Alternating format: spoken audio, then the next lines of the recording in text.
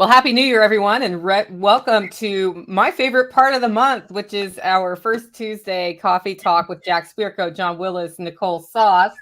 And this is a time when you can ask us anything. So if you've been listening to John Willis on some of his YouTube streams or watch some of his videos and thought, I really wish I could ask that guy this, or sit down, have a cocktail and ask a question. Or if you've been listening to Jack, especially yesterday's show about 2023, and thought, I really want to put this 2 cents in or ask that question, now's the time to do it. And the way you get a question in is you put your questions in all caps so that blind Nicole can actually see it. I'll star it, and then I bring it up later. I also want to remind you that if anybody that looks like Living Free in Tennessee, Special Operations Equipment, or the Survival Podcast solicits you to go off into a private chat room to talk about stuff or offers you this unbelievable Bitcoin deal, that's a bunch of bullshit, and that's not us. People are imitating us on the internet and saying things. My personal favorite is the one who's trying to get you to move towards violence because you're a patriot, because that's totally what my podcast is all about. Like secret violent attacks. Definitely not us. We don't want you to be scammed. We see you, Fed boys. Yeah, that's the FBI. That was a good one. I was like, have you even listened to one episode of my podcast? I mean, come on. I did a thing recently, a meme, and it was 2 FBI agents looking at a computer, and they were all distraught. And I said, that's my agent that's been following me for a year, asking the fellow agent, are we the baddies? Yeah. Are we the baddies? I always say, who's the Fed in the room? And we keep pointing to this one guy because it's fun to pick on him. Okay. We used to do that too, and he actually turned out to be the Fed in the room. How'd you find out? See? Well, because he was there when they raided my shop. Yep. All right. Yep. There you go. Okay. Well, so sometimes you know who the Fed in the room is. And I feel like anytime there's a Fed in the room for our gatherings, they're like super disappointing on what intel they did not gather. But that's okay. We can move on. Well, they're composting chicken shit, eating rabbits, and training dogs to defend their property. There's got to be something in that. Something. I mean, I wouldn't want to be on the wrong side of John Willis's dogs. I can tell you that right now. No. That dog's bigger than I am, I'm pretty sure. Much sharper teeth than these. Right. Okay. So, Jack, I listened to your podcast yesterday, even though I'm about a week and a half behind because I got Christmas vacation to catch up. So I'm almost caught up. But I thought I better listen to the first one this year. And yesterday, you were kind of talking about your outlook for 2023 and how you do see hard times coming. And your whole podcast, you've pretty much said things are bad, things are good. Be prepared for the most likely things to happen, and you'll be fine. And this time it was a little bit different. So give us the quick summary of what you see coming in the next 6 to 9 months in 2023. We're going into a major recession. Anybody that tells you you're not or we're not sure of it is lying or wrong. I'm sorry. Like every indicator is there. We have Fortune 500 companies. Pretty much all of them said we have layoffs planned in 2023. The Fed's stated goal right now is to fix inflation by getting 4 to 6 million people fired, assuming that they do it right. And then just the overall macros are shit. We have a yield curve inversion, which I won't get into, but generally, if you have a yield curve inversion, you're getting a freaking recession. And we also have a complete shitstorm of a mess in the real estate market. So we had these stupid low interest rates. I have a 2.79% interest rate on a 30-year mortgage on my house. I won't even pay. I could pay it off right now. I won't because I can do better than 2.79 on my money in return. So I'm not going to do it, which is great for me. But it artificially inflated housing prices because people don't buy a house based on the price. They buy a house based on a payment. So we artificially inflated housing payments with these stupid low interest rates for about a decade, compounded with quantitative easing by the Fed, which basically is them buying all the bad debt, taking it out of the hands of the banks and servicing it and collecting on it. Now the Fed is in negative territory, meaning they actually are losing money, but it doesn't matter because they just print it. They're still paying remittances to the banks by printing money, which means they're bailing out the banks backdoor style. Their remittances are not going to the federal government. And over the last 10 years, the Fed has remitted about $1 trillion to our federal government for them to continue to waste. That gravy train's gone for at least a few years. So then the Fed turns around, gets people fired, and raises interest rates. That raises mortgage interest rates. Mortgage rates are now about 7%. So the average person who has a good job, nothing went wrong for them yet, that wanted to buy your house, that qualified for a $450,000 loan last year, qualifies for a $250,000 loan this year. So as soon as people start losing their jobs, because that's what hasn't happened yet, but it will. But as soon as that starts happening, people can't afford the house that they bought because they buy at the edge of their fucking limits. And there's going to be nobody to sell to. So you're going to get 08 all over again, only worse. And what that means is the whole fucking world is about to go on sale. So if you're prepared, it will be the greatest opportunity you'll probably see in your lifetime. However, there's a shitload of people out there I think they're prepared, and they're not. There you go. That was an hour and a half and I think 2.5 minutes. Hey, why didn't you just say that yesterday, Jack? Yeah, I could have. No, because you had to tell the story and convince them it was real, right? Yeah. But luckily, a lot of our audience, right, who's been listening for a decade or even a month, right, they sold those houses at an inflated price on the coast and moved inland, right? So a lot of those guys are actually on a property where they can sustain. And while they have a lot more stuff, they have less debt. So hopefully most of the people listening to this are in that situation and they actually have some money or they have something they can liquidate so they can, take advantage of the situation that's about to be. Yeah. I mean, if you bought your house 10 years ago, like I did, you're in pretty good shape no matter what. If you bought your house 10 years ago and you don't want to move and you can service a mortgage if you still have one, you're in great shape. But if you bought a house in the last, I'm going to say 5 years and you want to move, you got a problem. And if you bought it in the last 2 years and you want to move, if you can move now, move now. What I said yesterday is it's last call at the bar, but it's not 15 minutes to, right? It's 5 minutes till. The waitress is busy with a high roller and there's 3 people in line at the bar, right? If you want to get out, act now. And it's going to be difficult, again, because that interest rate's so high on the other side. So you're going to have a stockpile of cash, a significant amount of equity, a really good buy, something like that. But, one of the coolest things I've seen on regular TV in the last 10 years is a show called The Food That Built America. Yeah. And it's really freaking cool. It's on Discovery or one of those channels, right? And it tells the story of like these huge brands, and a lot of it's junk food and all, like, Hershey's chocolate or Cheetos or whatever. But what you see is like 90% of these mega brands were built right in the beginning and through the Great Depression. And that's because there's tremendous opportunity when everything goes to shit, because people are looking for answers, alternatives, and solutions. So somebody already asked, how do you get prepared? One, a little late, but you want to have a stockpile of capital, whether that's in the form of cash, real equity in property. You would have had the equity 10 years ago, that type of thing. And you want to have your eyes open and alert, and you don't want to be dependent on, I hate saying this because most people who listen to this probably are, on a single source of income, because nobody's job is truly safe in this, right? Like what happens is like the big layoffs are coming straight at tech right now. That's where it'll be first. But how many people, their businesses are supported by those people, paid those, so that it's a cascading effect. And this is like an 18-month cycle to see where it bottoms. Yeah. Well, so I'm coming at it from this way, because these are the emails I get now. It's somebody who just found me, or they just found you, or they just found John, right? I mean, they email you, not me, when they find y'all.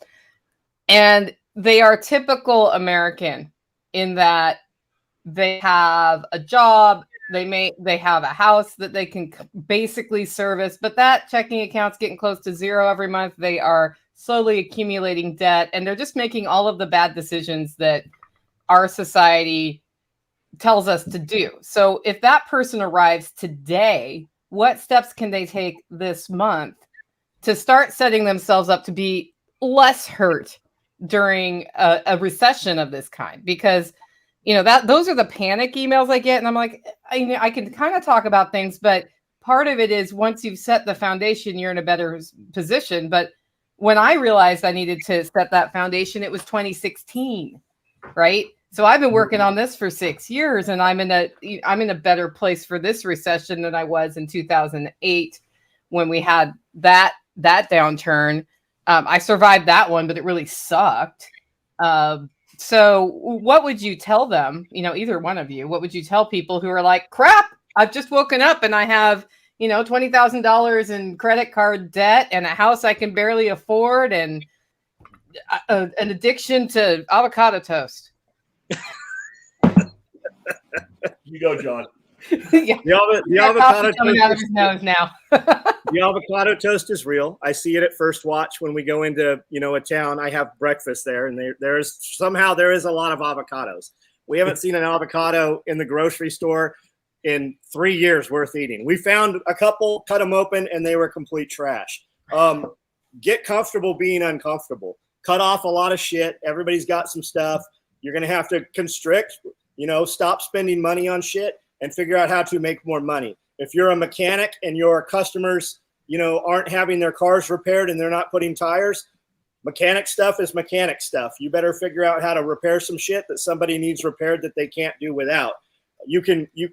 Just because you specialize in one thing, there's a ton of other things. And when you can't get parts to fix these things, somebody there somewhere knows how to make that part work again, right? When we moved here, there was a place called Snow's, and they rewound alternators and starters. They're out of business, but I'll bet we could find that dude and get him to rewind some of those if we needed to, right? You just have to look beyond what you think is capable and just get prepared. If you believe that that's truly coming, then you need to stop doing all the shit that you don't absolutely have to do right now. You need to get uncomfortable and get comfortable in that. Now, with that said, Nicole said 2016. In 2016, if we'd have had this conversation, most people would have told you you're too late. I'm 51 years old. Every year something was supposed to wipe us from the world. I spent 10 years not paying the IRS. I spent 10 years amassing a 2,000 square foot basement full that looked like a Costco in there. Here we are, and I didn't pay the IRS for 10 years, right? So imagine their surprise when I'm like, hey, I owe you some money, right? So what would I have been better off? And I had to live below board. I didn't do a lot of social media. I didn't do any of that shit. Had I just paid them and continued to live and amass, I would have had way more money, right? That's the thing. Yeah. I love this. Strong Roots Resources just picked up 24 bags of partially composted leaves, soil in the making. Yeah. Something actually, this one comes from Strong Root Resources. He did this last year. This is Kerry, who does homestead advising and permaculture consults and all sorts of stuff.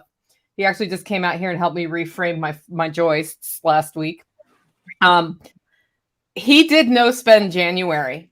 He and his wife were like, man, we're out of control. We got to see what we really need. And they took the whole month and just didn't buy anything. No groceries. Nothing. I mean, they paid their bills, but they didn't buy anything. They didn't go on Amazon and just get that one nutcracker or that can of pepper or whatever. And at the end of the month, he realized, what they were spending extra on and what they really needed. And so if you're not sure, it sounds like a drastic step to take, but try a no step January. Now, of course, if you completely run out of food, you should buy food. But don't run to the store for the avocado or the milk for your coffee. Just try, can I live off what I have here? And then take notes on, I really do want that heavy whipping cream every week or whatever it is. And see, take an assessment, because if you lose your job and have no money coming in, if unemployment disappears, which could happen, you never know, you're going to be living off what's in your house at that moment. And anything that you can odd job, figure out, trade for, or earn money for. And it's not a bad taking the temperature. And I know it's hard to convince reluctant family to go with you on this, but all you preppers storing all this stuff, now would be a good time to see what it's like to actually live off of it for 30 days. Yeah. What I said yesterday is there are people who are well positioned for what's coming that will come out the other side with their lives ruined. And there's people that are completely unprepared that will come out with their lives incredibly enhanced because it's going to be how you adapt to it. But on the monetary side, this is the big problem for all three of us to advise some of the people that listen to us. We have two sides of the income statement to work, the expense side and the income side. And so if I'm like, I see hard times coming, I will do far better to maximize the income side than to go out and try to tune a little bit better on the expense side. Like I already have a very efficient expense side. You can only get so efficient with that. Some things are non-discretionary. Some things are discretionary, but screw it, I have the money. I've done the work. I've been doing this shit a long time, so I can afford it. So I'm not giving it up. You might have to. The problem for a lot of our audience is they don't have discretion on the income side. And what I mean by that is if I need an extra $3,000 a day, I can sell 10 lifetime memberships for $300. And in 15 minutes, they'll be gone. And I just put $3,000 in my pocket. I can't do that every day, all the time. But that's just one example of how I can do something like that. Since I run a business, I can also move, and I don't know that I can get any more efficient with this, but over the years, I've moved a hell of a lot of things that were on the expense side of my life to the expense side of my business, reducing my burden to the IRS. If Texas did something really stupid, I don't think they will. It's a great place to run a business. But if they did, I could literally move my entity without moving my body to another state. We have so many options as entrepreneurs that an employee does not. And it's why I've preached and evangelized entrepreneurship for so long. And this would be a good time. I know it sounds crazy. We're going into a recession, so start a business. But that's what I said earlier about the show, the food show, right? Like, that's the best time to start a business, because the best time to start a business is to identify a disruption and harness the disruption. So if you look at my show now, almost 15 years, the disruption was, here's podcasting. No one really knows about it. And people say, what do you do? I'm a podcaster. I'd have to tell them what it was. But it was a disruption factor for talk radio. You get on the radio, you're driving in your car. I've been in my car an hour a fucking day. And this asshole has maybe 33 minutes of content in an hour and 27 minutes of ads, commercials, traffic reports, bullshit I don't care about, right? I know the traffic sucks. I'm sitting here looking at it. So I jumped into that area of disruption and did something different in a different way. And so that was a technology disruption. Those are great. This is an economic disruption. Like John was talking about you can't get the part for the car. Maybe it's because it's not available. Maybe it's because the guy can't afford it.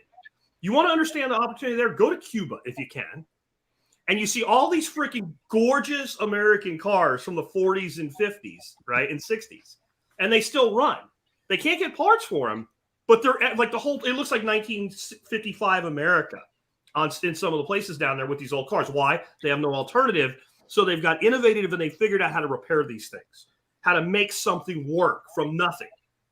That's opportunity. Like we have Tim Toolman, right? Runs a handyman business. Great business, because all of a sudden they can't afford to just go to Home Depot, pick some shit out and have an installer from Home Depot come. But maybe you know how to do it. And then you're on site, right? So now you start working the income side, because if you're a good handyman, while you're on a customer's property and doing something, you're like, hey, have you ever thought about doing this or this? If so, here's my card, call me and I'll come do it. And so you got to start moving your operations to the income side, or you got to get really efficient with cutting your budget to the bone. It's your choice. Does Tim Mantoul still run a handyman business? I mean, is he? I think he's almost at the point where he doesn't even have to do that any longer. I know he's doing snow removal because that's why he didn't come to Texas. They're doing three things, right? His content business, the handyman business, and the daycare center. Does everybody know Goldshaw Farm there? You guys familiar with him? Never heard No? of him. I've never seen him on here. I'm stoked that he is actually here. Great YouTube channel. I'm not aware really of what he's asking about here. Speaking of disruption, what's your take on Chat GPT, other next-gen AI tools? I think he's talking about AI for authoring, content and, auto answering and stuff like that. I don't know what GPT is. Yeah, I don't either know. Tell us I do know what that is. We don't know what it is. We don't know, so we might not have a take on it, but we'll see. Service your customer. If you answer your customer, you know what you told your customer. Always have a record of it. If you're ever short on money, like you need money this week, and you have to pay some bills or something, call your customer. Call your newest customer. Hey, thank you for your order. Call your older customers. If you're using any kind of analytics, Shopify shows me who is on target to be our biggest customers this 30 days and what of our biggest customers have not purchased in a length of time. And amazingly, when you call them and just say, hey, I'm just saying hello, how's your stuff? You will always see a spike in, like an enormous spike in sales. So as far as the AI thing, I'm not saying don't use it. I'm saying I don't use it. I mean, I sort of do if it is that automatic answer thing. Is that what it is? Yeah, it's the thing where you can ask it a question. It's it's really experimental right now. I don't know how you would use it to create content. It's kind of stupid too on some levels. Like, I feel like our jobs are safe if that's what AI is right now. So when they asked, I wasn't sure, but I looked it up, and I have an account with that thing. And you go in and you say, like, is global warming real, or it would have you, and it tells you its opinion that's not an opinion. It also, the thing he's talking about to me seems very limited because it doesn't have access to the internet. It knows what it's been told, and it forms a conversation based on what's been given to it as the last update. So that means the people that are updating it are really telling it what to say, and it seems like a gimmick to me right now. Yeah, he's saying spend time with it in December. The December edition is insane. There's a lot of people on here that actually know what it is. There's quite a few comments about it. I'll have to look into it. Yeah. I haven't played with it at all. All I use for automatic communications is automatic replies saying this is what your expectation can be for a response. I guess what you could do with a business then is you could give it all the information about your business. Yeah. And it could be your technical support. Yeah. I'm not comfortable with that. I'm not comfortable with a person doing it. So Hollow Roast Coffee, one of the questions I get the two questions I get the most often are about, are my beans organic? And what about mold? And that's because I think it's Bulletproof really promotes markets based on no mold in the coffee. Yeah. And so I do say the same answer to those two questions all the time. And those could automatically go to somebody. You know, I had somebody reach out to me in December, and I said, if what you're looking for is coffee that has been tested every single batch for mold, I'm the wrong person. Yeah. Because that's a lot of money to invest. And where I put my energy is ensuring that my source of beans are from farms that are making enough money to put the care in during fermentation to not grow a bunch of toxic mold. But most food has it in it anyway. You know, like at the parts per million that we start talking about, most foods have it in it anyway. I thought that guy that was doing all the talk shows and stuff about the coffee mold thing, I thought it got busted out that he was completely full of shit. It does make me think of like the big plastic scare back in the 90s where women would freak out because the lady brought cookies to the kid party and they were in a Tupperware dish. Like, I don't know, like, I've always said, if you take a breath in and out, you just inhaled and exhaled 50,000 toxins. Don't go out of your way, but I think we're getting to a point where people are, I don't know. They're your customers, so I can say it. You can't. Quit worrying, Karen. Well, and I just give them the facts and let them make their decision. Yeah. I had one guy, he was like, I really like the flavor of Starbucks French roast. What should I order on your website? And the answer is nothing on my website tastes like that. Because my roaster won't do that because I roast with air and not with a hot, like barrel roaster. I think the burnt flavor, like to get the burnt flavor, I have to catch my roaster on fire, right, John? So I think I asked you that. I'm like, I want Starbucks Christmas blend. What do you have like that? There's nothing, but I have something together. So I sent the guy like 6 samples. And I said, if none of these are what you like, then you need to buy the Starbucks. That's what you need to buy. And he ended up buying the Starbucks. And I'd rather have that conversation than try to chase after something that's not what I do. Because you're not trying to capture Starbucks market share. You're trying to capture anti-Starbucks market share. Right? You're looking for somebody that wants a craft roaster, that wants. Yeah, we're in a different category than Starbucks completely. See, and that's actually a good discussion for what's coming, right? That's what I said yesterday, that if you tried to go to war with Nabisco and sell cookies for less dollars a box than Nabisco can sell cookies for, they will beat your brains into the ground and defecate on you, right? You will not win. It's impossible.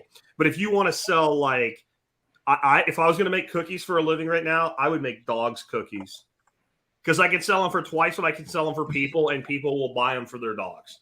Like that's the way I would think there. And then I would market that, like I'm making the Kenberry approved full-on carnivore dog cookie. I don't know how I would do it, but I would figure it out, right? It would basically be a bone ground up into a cookie. Like it would be something, and I'm not saying I would do that. I'm just saying it would be something in that angle that you have to look for the thing people want inside the thing that people need, but you need to market the want, not the need. This is something I've been teaching for longer than I've been podcasting, 25 years as a marketing consultant. There's really two product categories as a whole. There's wants and needs. That's all there really is. You either need the thing, it's non-discretionary, or you want the thing, you desire it. And there's definitely overlap. So everybody needs food, but not everybody needs grass-fed lamb. But people want grass-fed lamb. And the first thing people cut in a depression, you would think it would be their wants because it's easy. It's not. The first thing they do is they get their AT&T bill out and they call Sprint and they save $10 and woohoo, we did it. Right? That's not the market you want to be in. And that same fucking person will find out like they're like my age and some band they loved in the 80s has a reunion tour, and they'll go spend $600 a seat for 2 seats and take their wife that doesn't even want to go to get, stateside tickets after they just went through hell to save $10. So never forget that. I don't care if it's right or wrong. I don't care if you don't do it. If you beat that in yourself, I have. That's society. That's your market. That's who you're selling to. Sell the want. Yep. I was waiting for John to jump in, but he didn't. He just stood there. Well, and it's great when the want is also the need, right? Because if like our product, right? How many guys are buying our product because number one, they want it. And number two, they're buying it because they perceive they need it. And really, with a lot of the crazy shit where you are right now, maybe you do need it, right? So when those overcross, it even becomes easy. I saw somebody also talking about the AI, and Google is warning not to use it because they can tell that it's AI and it'll affect your rankings. I don't give a shit about my URL ranking. None of my business is coming because somebody just stumbled across us. People know about us because they are direct typing it. Like 85, 90% of our stuff on our search, on our analytics show direct type in URL or click through link directly to a product off of social media. Like that means nothing to me anymore. Let me talk about this whole, if you're going to use it for content generation, you think, man, this is new. No, it's not. So back in the late 90s, early 2000s, when I got into search engine marketing, there was a tool all the way back then you could buy called Article Buy. And it wasn't as sophisticated as this thing, but it worked damn good for what it did. And basically what you did is you took tons of scraped content and you made snippets out of them.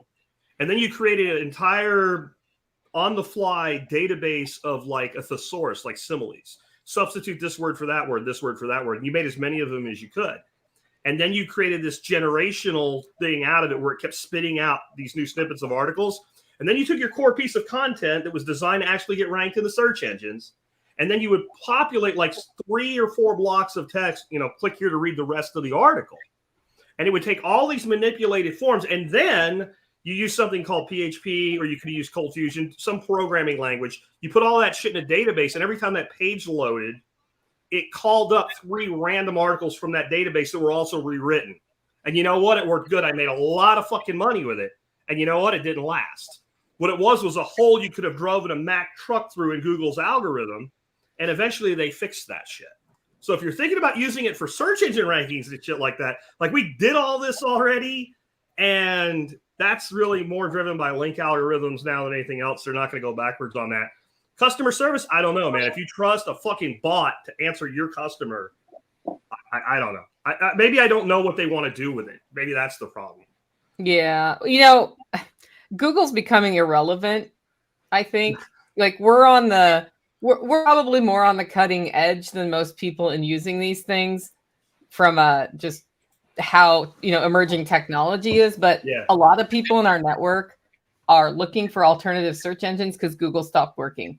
They stopped working a couple years ago. And every time they do another update, they work less well for what we are looking for in a search engine. And so you have these alternative search engines coming in. And for me, it's not like, hey, I got to protect my privacy. I don't want them to know what I'm searching about or any of that. It's like when I type in that I want to know something about these keywords, and a bunch of bullshit comes back that's clearly fluff and markety and not the actual content of what I want to learn, that search engine becomes completely useless to me.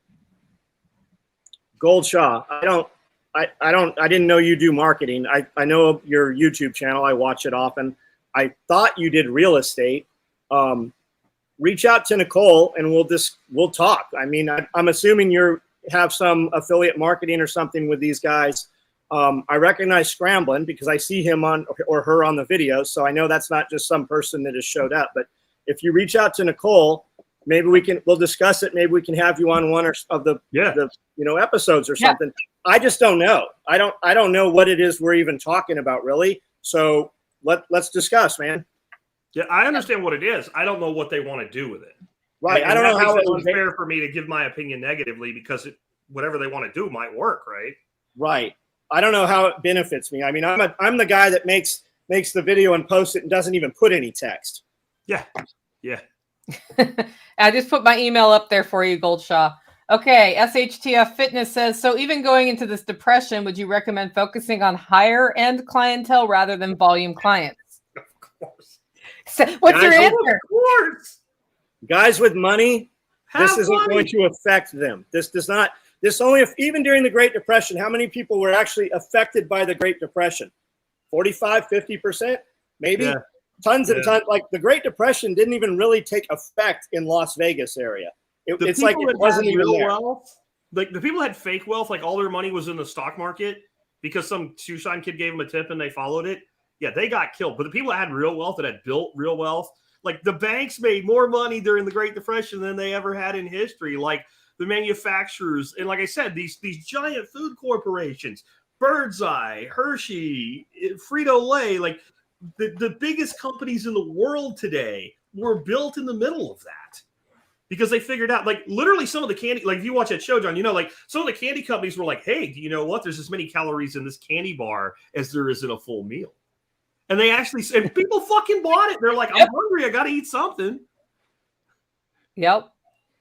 What the other part of that is, if you're just starting your business right now, it's probably going to be a small one first.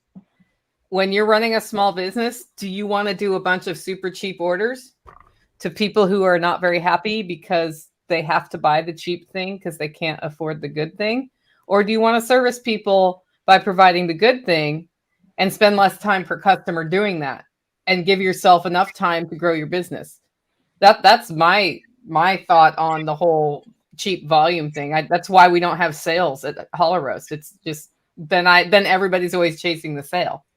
We have a local Facebook group here, and there's people always looking for eggs. And I see $7, $8 a dozen eggs, and I see $2 a dozen eggs. And every time you see the $7, $8 an eggs, people are like, I never pay that, blah, blah, blah. They're always sold out. So at $8 an egg, it's worth it for me to sell eggs. I'm going to go to all the $2 egg guys and buy all their eggs. I don't even have to resell them. I don't even have to know how they were handled. At $2 and $3 a dozen eggs, I'm going to buy all the eggs they can produce and feed them to my dogs so that there is not a $2 or $3 egg on the market. They will all be the same. Did you see the little viral video? And it looks like two, I'm going to say Arabic women with the eggs. And the one puts her price up and the other one puts her price up and it's lower. And she turns around and buys them all. And as soon as she buys them, she moves them over to her stack and she takes her thing and she triples the price. And the other one's pissed and she leaves. Like, that's literally what you're saying right there. I mean, and people don't just buy on price. If you want eggs for $1 a dozen right now near my house, I know a place you can go get them. I know a place you can go get them for $1 a dozen, and it's everybody around here that has chickens and can't get rid of them. They give them to this dude that runs a little convenience store, and there's a cooler that's full from the bottom to the top up. But we have people drive to our house from an hour away to pay us $12 a dozen for duck eggs. Today on Walmart. Never complain. And if they pay you and you don't have change, like, let me go get change, you're like, no, fuck it, keep it. Yeah, I don't exactly. want you to go away. So today at Walmart.com, the price of a dozen crappy eggs is $5, rounding up 8 cents. And for 18, you're looking at $7.27 or $8. And that's the cheapest subsidized eggs you can get. But those are cage-free eggs, Nicole. Cage-free. No, these are not cage-free. The cage-free are here. They're $7.50, $4.93. So yeah, and the cage-free eggs aren't cage-free. Cage-free large brown 18, $7.24. That's today at the grocery store. Oh, look at my wonderful. That's how mine looks. Yeah, I know. That's how mine looks. That's all the stuff I don't need that I still haven't cleared out. But yeah. You know, John gave me a good idea, though. I never thought of that. I should go down to that place once a week, even though I produce eggs, and buy all their shit eggs and feed them to my dogs. Hell yeah. Right? I could go buy 12 dozen eggs for $12 from that place. Yes. With the rain the way it is right now, we got, chicken eggs are getting dirty. If they're even remotely dirty, we just put them in the dog food bowls. We don't even bring them in. We don't ever wash them. Yep. I saw Ken Berry was on here. What's up, man? I'm about to kill all my bantams because they're hiding their eggs, and I'm not getting any eggs, and I'm feeding them for free. Ken is in the house. Yes, he is. Ladies and gentlemen, Dr. Ken Berry is here. I don't know whose school he's in. He's in John's, yours, or mine, Nicole. Yeah. I don't know. Ken, if you want to join us for a little while, let us know. I'll send you a link via email. Oh, yeah, Ken could join us. Yeah, that'd be fun. Struggling to get the stream to run. Anybody else having issues? No, but I am having a thunderstorm, so if I disappear, I disappear. John has had a few max headroom moments, but just John is what I've seen. We're under tornado advisory right now. We have been all morning. Yeah. It looks like that storm might miss us completely, even though I'm in your same state. So fingers crossed. Because today is subfloor purchase day, which means drive 45 minutes with 2 pieces of subflooring in the open air. I love how everything you do is a day, right? It's subfloor purchase day. It's kill the turkey day. It's make pickles day. It's like, yeah, that's how I get stuff done, Jack. Seriously, because then things have meaning. Yes. Well, and things get done. If it's everything day, nothing gets done. If there's one thing you really want to make sure happens and you make that day dedicated to it, you get it done. It's honing my 3 things down to one thing. Yeah. Even if you had one main thing every day that you got done, imagine what that would look like at the end of the year, because most people don't have anything done. Yeah. Yeah. Well, John gave me an encouraging video on TikTok about my bathroom because my original intent was to pull the bathtub out, pull the old tile out, put new tile in, and put a different bathtub in. It's a clawfoot tub, so that bathtub thing isn't hard. And of course, it's a bathroom, so you take the floor out, and what do you find? All the rot. So it turned into redo the floor joists, reframe a wall, make sure that we don't have any other moisture issues, which it was an old moisture issue that I had fixed, and then evaluate the wiring, of course, because the wall's open, redo the drains, rerun the plumbing, and then put that all back together. So my easy floor redo for last week is going to turn into half of January. But he was like, Nicole will get it done. I'm like, yeah, she will, because otherwise Nicole has no bathroom. So we just figure it out. And of course, all the people, because I've been sharing videos about this, all the people who work in construction, but apparently aren't working right now, so they have time to sofa referee my remodel, are telling me how dumb I am for doing things the way I'm doing it. So it's been a fun experience. A lot of people have opinions who aren't here helping me reframe the floor. Yeah, and when you click on their social media, there's no evidence that they've ever fucking done it either. Yeah. No. Yeah. No. Somebody today told me all the parts you need to install a clawfoot tub is at every single box store in the world. I'm like, great. Come out to Cookville and buy those for me. Bring them to my house. Just try. Isn't it interesting, John? Every time you show something you're doing and somebody pops up with all you have to do is, every single time you go look at that asshole's channel and it says, what? This channel has no content. They do nothing. They do absolutely the square root of fuck all. And then they're going to tell other people what to do. And I've even had some of them where, like, I'll push back a little bit. Like, I thought you were different, man. Why? Because I'm some random dude you found on YouTube? What the hell is, like, and I realize, like, some of these people have, like, I don't want to say they need to be institutionalized. I don't mean that. But they have mental problems, right? Like, they have this weird, like, I try to be nice to everybody that I can be. But you literally end up with people that act like they know you. And you've never even chatted with them or anything before, but they've been watching you so long, they get this weird attachment, and then they like feel like, I don't know, like you're their dad and you yelled at them or something. It's very strange. We let crazy people walk amongst us, right? And now the world is so much smaller because everybody has access to you. And when you remove frustration simply by blocking them, the truly crazy people create another account to continue to do the same shit over and over. Yeah, I can say this, like I've had a number of those like super critical, I need to feel superior to Nicole Sauce comments. But what's also happened is I've had several side conversations from actual contractors who do real work who say, hey, I see you're doing it this way. It'll be easier if you do it that way. And I've gotten some really good tips that I'm following at the same time. And they're always like, I don't mean to be judgmental, but I've been doing this for 15 years and I really think you should use this material for subflooring or whatever it is. And I'm like, I'm totally willing to listen. I sort of know what I'm doing. I don't know what I'm doing. I just know that I have to do it. And, you know, I'm lucky I have people I can hire to help me do it, but I'm not going to go try to find some remodel guru and pay him $20,000 to gut and redo my bathroom. We're going to get this done and it will be great when it's done. So yeah, when a bunch of people tell you the same thing, you probably should at least examine it. Like when we did my outdoor kitchen, the pitch on the roof is pretty shallow. And I was putting up videos of it and a bunch of people were like, what are they going to put on the roof? And I'm like, what do you mean on the roof? Like, they're like, to cover the roof with. I'm like, shingles. And it's like, you go tell your contractor doesn't know what the fuck he's doing. He needs rolled roofing.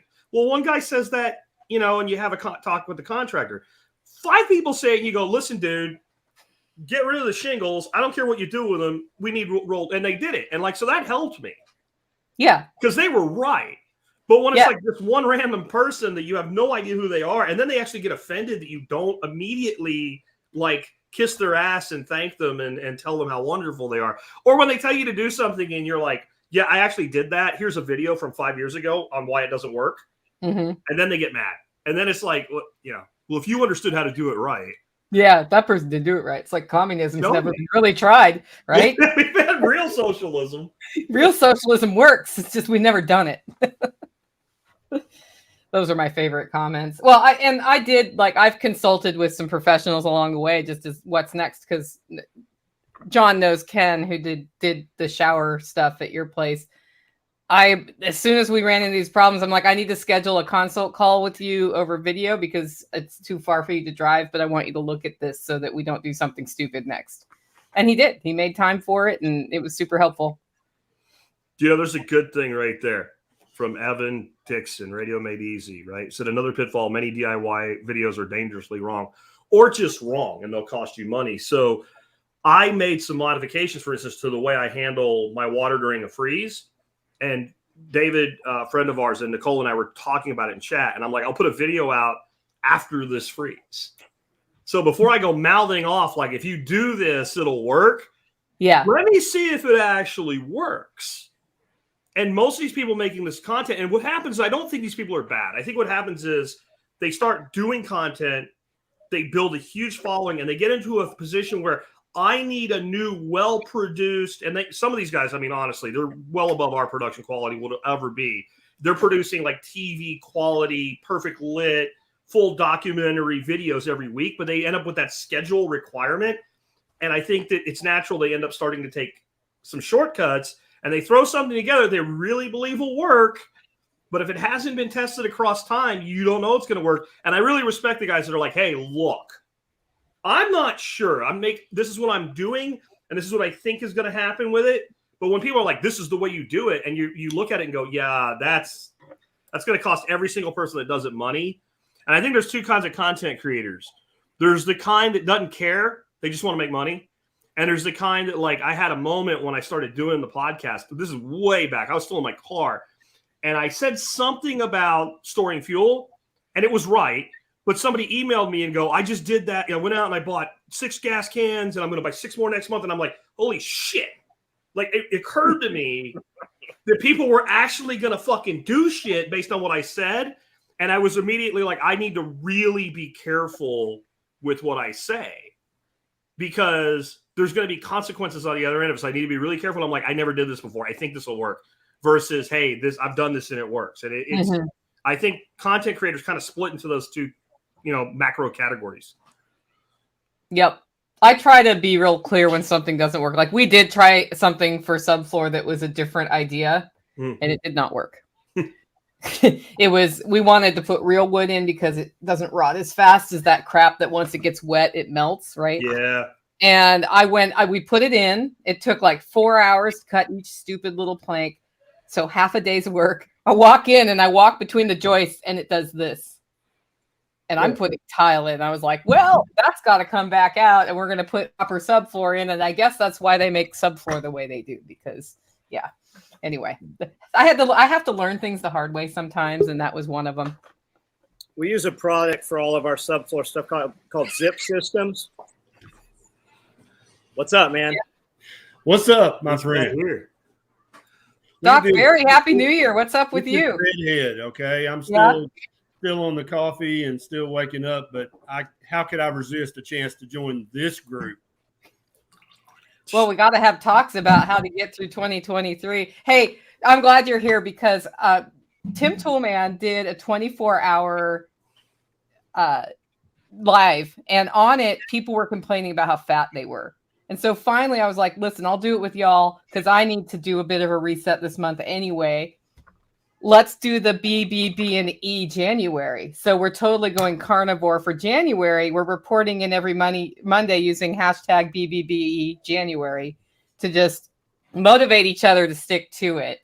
So it's, apropos that you're here, that's what we're doing. See if we can reduce more, because another thing to get through the problems in 2023 is to be fit enough to handle your shit. Yeah. And I think that's something about resiliency and anti-fragility that people, they don't think about. They're busy reading all the prepper articles about, do you have enough guns? Is your front door solid enough to take an attack? Is your right? And in reality, none of that shit matters at all if you yourself physically and mentally, if you're fragile, if your supply chain from the pharmaceutical company is fragile, if your diet has got you chronically inflamed and mentally foggy, none of that shit matters. I don't care if you've got a bank vault as your front door and you've got 10, 50 cows just laid out on the living room floor. None of that shit matters. If you are sick and inflamed and mentally fogged, none of that shit matters, because they're going to come in and take your shit and probably cook you and eat you. And you're not going to do a damn thing about it because you're fragile. And that would be carnivore if they did that. Or you're going to die when you can't get your weekly dialysis with your partial kidney failure from your dialysis clinic. When you told me a few years ago, Ken, on my show, you said they're putting up dialysis clinics like fast food restaurants. I was like, I think that's a bit of an overstatement. Then I paid attention when I drove down to Fort Worth, and I passed two of them between my house and Fort Worth, which is a 20-minute drive. Yep. And I'm like, holy shit. Every small town. On the same road. Yes. Like, I guess it's too far to drive for some people. It's like Starbucks in New York City. There's one on every corner. Yeah. Every small town in the South especially has a convenience store, a bank, a funeral home, a cash now, a pawn shop, and a dialysis clinic. It is ubiquitous. And, John knows in Camden, very tiny, poor town. We got one, if not two, dialysis clinics. And if you can't afford to get to it, the state will provide transportation for you. Yes. So there's a new opportunity for 2023, dialysis Uber. 100%. We Uber a truck and a forklift, and we put your fat ass in the back of the truck. Yep. They have it for your dialysis, and we bring you home and unload you with a forklift. Yeah, there are actually companies already doing that, and it basically can charge 10 times the price of Uber if you've got basic life support training, BLS, and man, if you've got an AED on the van, oh my God, you probably charge $100 a trip for that. And people think, oh, well, that's, the government should pay for that because that's a medical necessity. Well, it's only a medical necessity because people don't mind their health. Ken. It's because John. It's the endorphin release, because you can sit on this thing at night and get on Amazon and buy 3 cans of green beans. And then you can go in your prepper Facebook group and talk about what you did with your $5 today. Fitness is free. They're not looking because it actually requires effort. It requires you to get out of bed or off of the couch and off of this thing. And they don't want to hear that, man. They melt down when somebody even, mentions it. Yeah. Well, it hurts your heart when somebody like me starts talking about true preparedness and somebody's got 800 pounds of beans and rice in the basement and they're like, fuck you, Dr. Berry. I am prepared. I've got 800 pounds. I can feed the whole neighborhood. I'm like, oh, so you can give the entire neighborhood hyperinsulinemia. Well done. Well played, I guess. You got 800 pounds of beans and rice. What about the 300 pounds on your ass? That's the thing. Like, a lot of what people are preparing for is highly unlikely. And I'm not saying to not make it like the extreme end of your preps, but dying because you have heart disease, dying because you have a cancer you could have survived because you're too healthy to get through the treatment, dying because your kidneys shut down, dying because you blew your liver up from drinking too much. Yep. All of that shit is way more likely than all the stuff that people think they're prepping for. And, I said yesterday, get fucking healthy with the shit that's coming.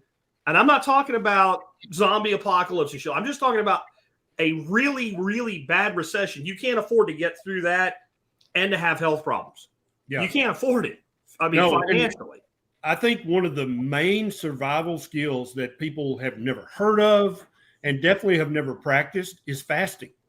At Jack's last conference, I brought this up. I said, Jack, if I said, hey, we got a thing we got to do right now, it's life or death. We got to go. We're not going to be able to eat anything for 3 days. Let's go. Can you do that? Jack be like, yeah, man. John be like, yeah, man. I'm grabbing my thermos of coffee, but we're good. That's right. Yeah. I need something to drink. I need some. Yeah, that's it. But I'm ready to go. I do not have to eat for 3 days. And most preppers, sadly to say, if you said that to them, they'd be like, what are you talking about? Not eat for 3 days. No, I'm going to carry this 40-pound sack with me with all my rice and beans in it. It's like, dude, we don't have any space or time for that. We got to go right now.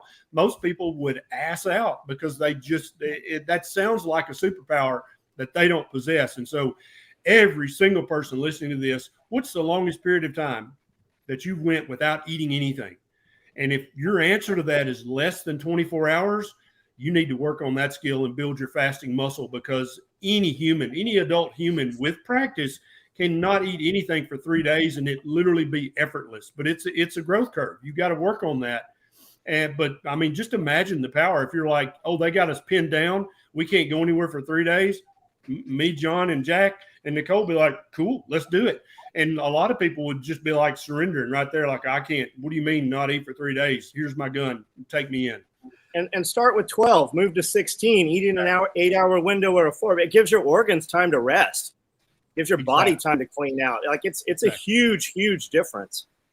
And, what I've found about fasting is the first day is actually the hardest day, because at the times I would normally have eaten, my body says, hey, I'm hungry. Yep. And it's getting past, once you get past that, your body forgets again. That's right. And that's the part, if people have never practiced fasting. And I mean, here's a new niche, fasting as a survival skill. If you've never practiced it, about 18, 20 hours in, you're like, shit, I'm going to die. Right? But because you've never went further, so you don't know what's on the other side of that. You've never practiced that survival skill enough to get to. Moon Valley Permaculture has done 72 hours. So if Moon Valley Permaculture were in the group, they'd be like, yeah, let's go. I'm down. Let's go. But people who've never practiced this, they're like, I don't know what you're talking about. That's another language. See, if you're eating the way Ken teaches, over time, it just gets easy to do anyway. You find yourself like intermittent fasting. When I started, that was a thing. Like, I focused on, I'm going to intermittent fast. Now I intermittent fast more days than I don't. I'm generally about 18 hours between my last meal of the day before and my first meal of the next day. And I don't do it consciously. It just, I get done with the show and then I'll have something to eat, usually small, like a piece of sopressata or something like that, like fatty meat sausage. And then I have dinner. And as long as I don't drink, it's easy. Drinking is another thing. You really have to throttle back. Yep. And I'm a guy that I like my drink. Yeah, I like my drink, but you can't burn fat and process alcohol at the same time. It's biochemically impossible. It doesn't matter if your alcohol is carb free. It's going to become sugar. No. That and what does alcohol do to your discipline? Right? You'd be like, you know what? I can totally have that roll and some butter. Yeah. Okay, now I'll have 2. You know, that's what alcohol does. I'm very reasonable with myself when it's like, if I do get peckish, it's like 8:00 at night. And I'm like, I start looking through the kids' snack drawer and shit. And I'm like, you don't need that. And I'm like, yeah, you're right, Jack. You don't need that. And I go sit down. If I have 3 old fashions in me, the kids are screwed tomorrow. Their drawer is empty. Yep. Right. So like, it's a discipline thing. It's also just, like I said, biochemically, when I learned this, it totally changed my opinion about alcohol. Fructose and ethyl alcohol are, Ken's a doctor, I'm not, so he can vouch for this. They are processed almost identically by the liver. Yep. Except ethyl alcohol goes in the front of the line. So if you have fructose and alcohol, a screwdriver in your body, that sugar stays in your fucking blood until your liver gets rid of the alcohol, because it sees the alcohol is slightly more toxic than the fructose. Yep. Ken, am I making that shit up or what? No, that's absolutely true. And people don't realize fructose is a naturally occurring sugar in fruit and honey, but the vast majority of human body cells cannot process fructose. It has to go through the liver to be dealt with and either stored as fat or converted to another sugar, or your body, you can't even use it for energy. And so anytime you the screwdriver, the tequila sunrise, the fuzzy navel, all that kind of those drinks, man, you might as well just take a sledgehammer and hand it to John and let him hit you in the liver with it, because that's basically what you're doing. You know, and to me, on some ways, the fructose in fruit juices is worse to the total population than alcohol. People drink alcohol, they know what they're doing, and nobody takes a 2.5-year-old's baby bottle and fills it up with vodka. But they fill it up with fucking apple juice. Absolutely. Right? And to me, that is like, you're training your kid to be a carb addict by the time they're 10. Yep. Well, and people think that's a healthy choice. And what they don't realize is even the American Academy of Pediatrics says that a child under 2 years of age needs 0 fruit juice. There is no nutritional benefit. And then a child from 2 to 5 maybe can have 2 ounces a day. And they don't say, even the AAP doesn't say they need 2 to 5 ounces a day. They say you may give them. And so even the American Academy of Pediatrics knows that fruit juice is shit. But they don't say it vocally. They don't say it in public, but it is in their official guidelines that under 2 years of age, 0 fruit juice is necessary and is perhaps even harmful. You know, go ahead, John. Look at the food pyramid and look at what they're giving you on a WIC. You know, they were giving out fruit juice and peanut butter and oatmeal, but the fruit juice, right? We're going to just give them straight sugar and remove all the fiber and all the. I mean, it's. Do you think it's not by design? You think that was just by accident? They didn't know. Yeah. Did y'all ever watch the show? It was a British chef. He did 2 seasons of it, and they threw him off the air even though he had good ratings. Jamie Oliver did. Yep. About how fat people are getting. And he was showing this person that was administering school lunches how much sugar a child consumes drinking 2 of those little milk jugs a day for a month. And he had like this giant pile of sugar, and he dumped it on the table. And it was this huge amount of sugar. And he said, do you think this is okay for kids to consume? And he said, as long as it's in milk.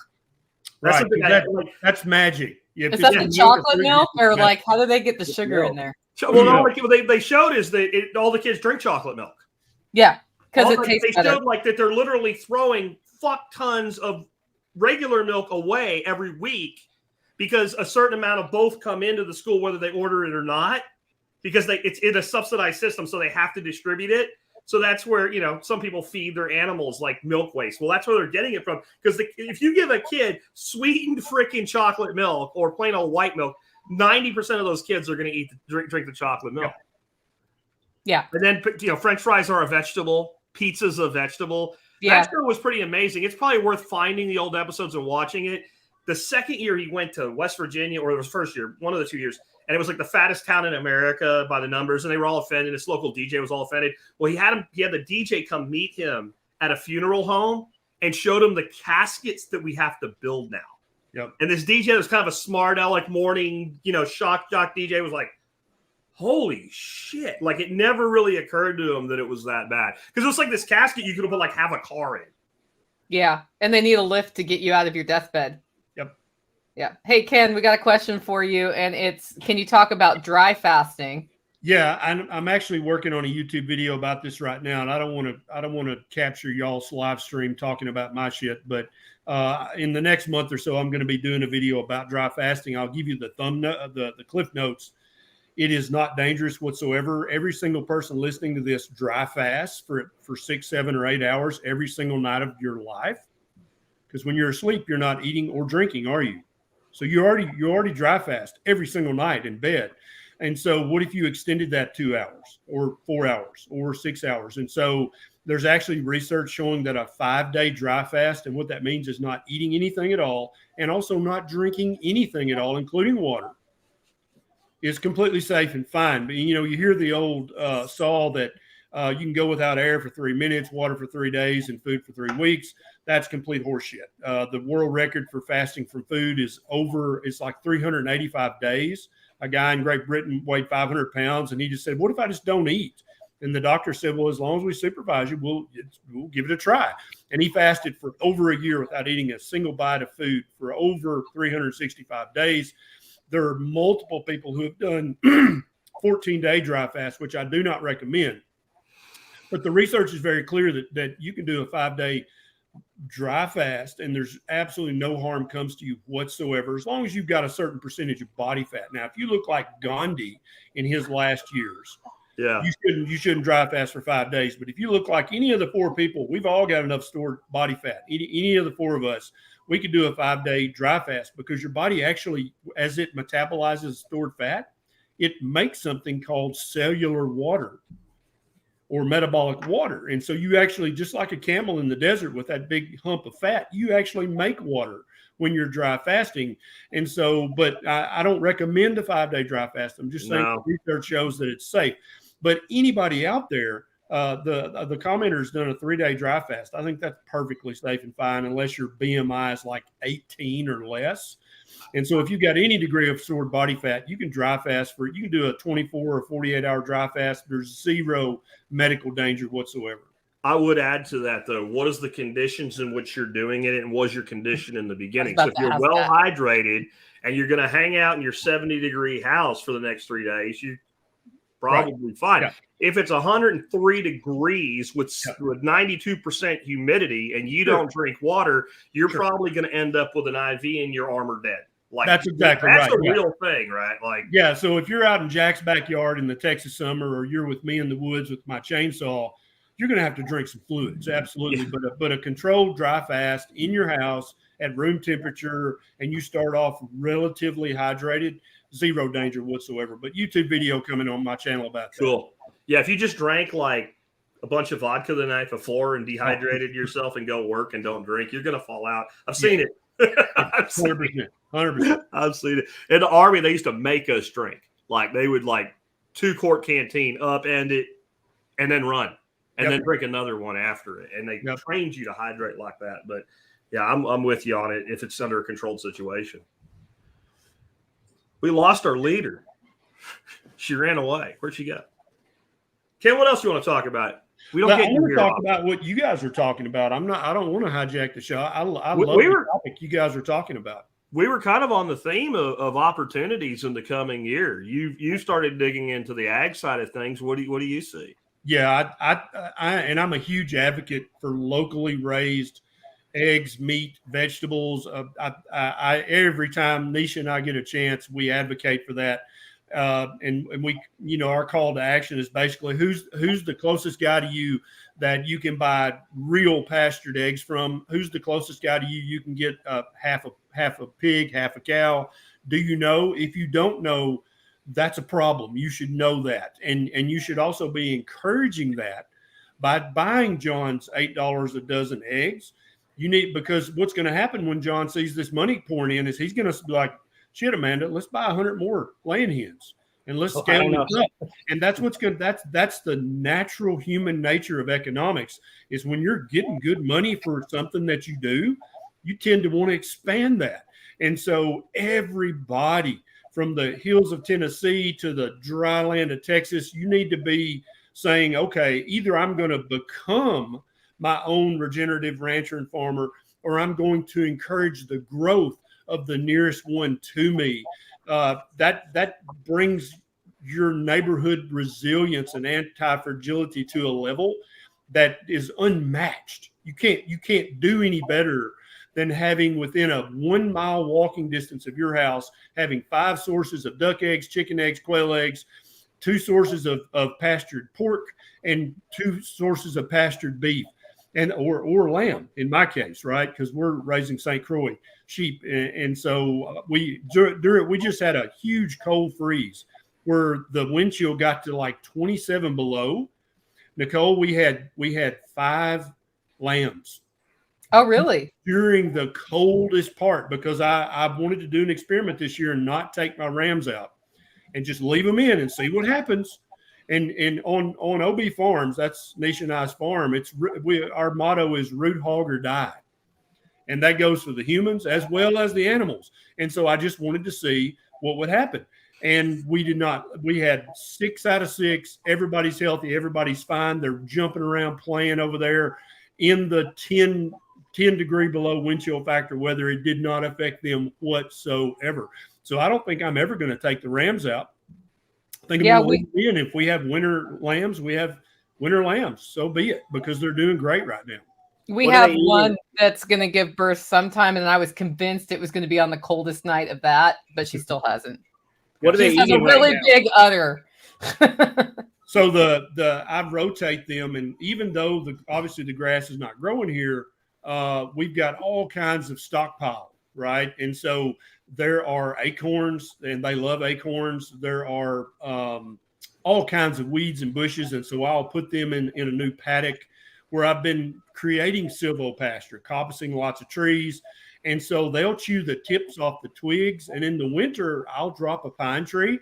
They'll eat the pine needles. Yeah. And my sheep are given such a wide variety that they're able to self-educate. So they're never going to eat enough wilted wild cherry leaves to hurt themselves, because they've learned to not do that. Whereas if you have sheep that you just feed them grain all the time, they don't know what the hell to eat because they haven't. And what do you have for shelter for them? What's out there? The bright blue sky. They have no shelter. They don't need shelter. No sheep or ram in the wild has shelter. That's idiotic to think you need to bring them into a barn. If you want to be that shepherd, I guess you can, but you're basically crippling your sheep. And anytime we never assist with the labor, with the lambing process, it's root hog or die here, because what I'm wanting 5 years from now is a huge flock of sheep that are resilient as hell. They've got excellent genetics. I never warned them because they've got such an access to such a wide variety of not only grasses, but also weeds and also trees that I've coppiced. Some of those things are very high in tannins, right? And so they know they self-medicate. If they've got some worms, can you guys hear Bonnie in the background? She's showing. Yeah. Yeah, they know to go self-medicate with this high tannin leaf over here, and that wipes out the worms. Well, think about what they are, right? So people think like one of the hardest hunting things you can do is go elk hunting, and it'll wear your ass out. There's nothing like hunting wild sheep, and they're in every part of the world. You can hunt wild sheep in the freaking mountains of Siberia, the Himalayas, Alaska, the Northwest United States. There's invasives that are in some of the most rugged invasive sheep species that are in some of the most rugged parts of West Texas desert mountain. Yep. These animals live in places that Ken's backyard is like putting them in a supermarket. Absolutely. But you do have to be careful bringing in new stock to either browse like Ken has or well-developed pasture. And it's not just sheep. So I remember Jeff talking about how they bought some new cattle. And they brought them onto the research institute in Australia, where all their cattle do great, fantastic pasture. And one cow died, and another cow got really sick, and they had to adapt it. And they realized they had to slowly introduce that animal because there was so much that they were unaccustomed to eating that they just, like he said, they ate everything and too much of this or too little of that or whatever. And so you do have to be careful introducing stock to diverse it. And I'll never buy sheep or cattle or anything from a sale barn where basically people take their sick animals to sell. I don't mind paying a premium for not only healthy animals, but also animals that are already acclimated to eating a proper sheep diet. So I'm buying 20 ewes in the spring from Greg Judy, and I'm happy to pay his premium because I know that his sheep have eaten nothing but grass and weeds and tree leaves. That's all they've eaten. They know how to self-medicate. They know how to forage for everything. Why would I want to buy a cheap ewe at a sale barn and potentially introduce disease and also bad genetics into my flock? I have no interest in that. Yeah, people keep asking what variety you're raising, and we've written it on the comments like 9 times. It's St. Croix. It's up on the screen right now, guys. Yep. And I recently bought a Katahdin ram, and so all of my sheep in the future are going to be a 50-50 mix of St. Croix and Katahdin, because that makes them have a little bit larger body frame, and it also just scrambles up those genetics. And we all know that a mutt, it's hard to kill a mutt, whereas a pure breed, you know, if in the right situations, they can be a little more fragile. But St. Croix right now, but I've got a Katahdin ram, which will be in the genetics in the future. So are you going to pull all your St. Croix rams? No, everybody's in there together right now. And I don't know. I haven't checked the new ones. I don't mess with the sheep. I let them do sheep things. I'm not in there trying to micromanage them. So I don't even know if any of the 6 new lambs or rams or not. But I know I have one young St. Croix ram, and he might be for sale in the future, John, if you need another ram. What are you getting from Greg Judy? I'm getting 20 ewes, which are potentially bred. We won't know until, you know, the time has elapsed. But I'm getting 20 St. Croix ewes from him, which I'll go and pick up in Missouri and bring back. And I literally, it's worth the money, and it's worth that ungodly drive to know that the genetics I'm introducing are 100% solid. That these ewes are they've been trained for generations by their mother to know how to browse and to know which weed to eat and which thing to avoid. They just know that inherently. And I'm not going to have to worm them, because I know Greg never worms his sheep, which is basically crippling their immune system when you do that, because the sheep that would have died from the worm load didn't die because you kept worming them once a month. And therefore, you've just introduced that genetics into your flock.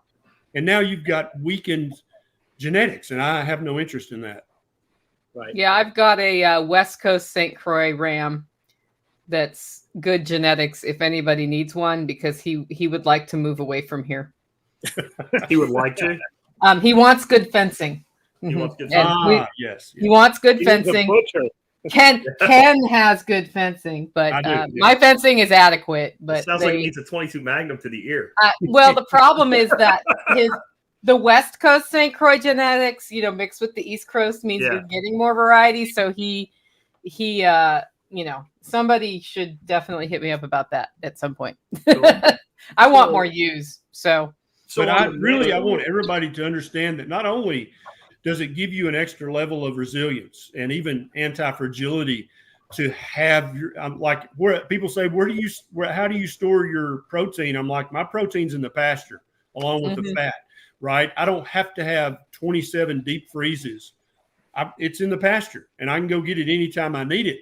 But not only does it give you that degree of extra resilience, but it also is a business opportunity. Because I promise you, anybody watching this, if you get 50 quail, or you get 10 sheep, or you get 2 head of cattle, you're going to have a market for that 100%. If you just put the word regenerative in front of it, and that also comes with a duty to honor certain principles. But if you say, hey, all they've eaten is a species appropriate diet, you're going to sell that, and you're going to make a profit 100% of the time. The business implications of that. And no, you're not going to be able to become General Mills or Kellogg's, okay? But you are going to become a local resource that can absolutely charge a markup that's going to help you pay your bills. You're not going to. It's no longer going to be a hobby. You will make money doing this 100% of the time, but it's a learning curve, and it's effort. Yeah, I sold out of my grass pasture raised sheep this fall almost immediately. It took days. Yep, exactly. I have And a half that's what available happens all now over the country. again, but it's, it was very fast. Hello.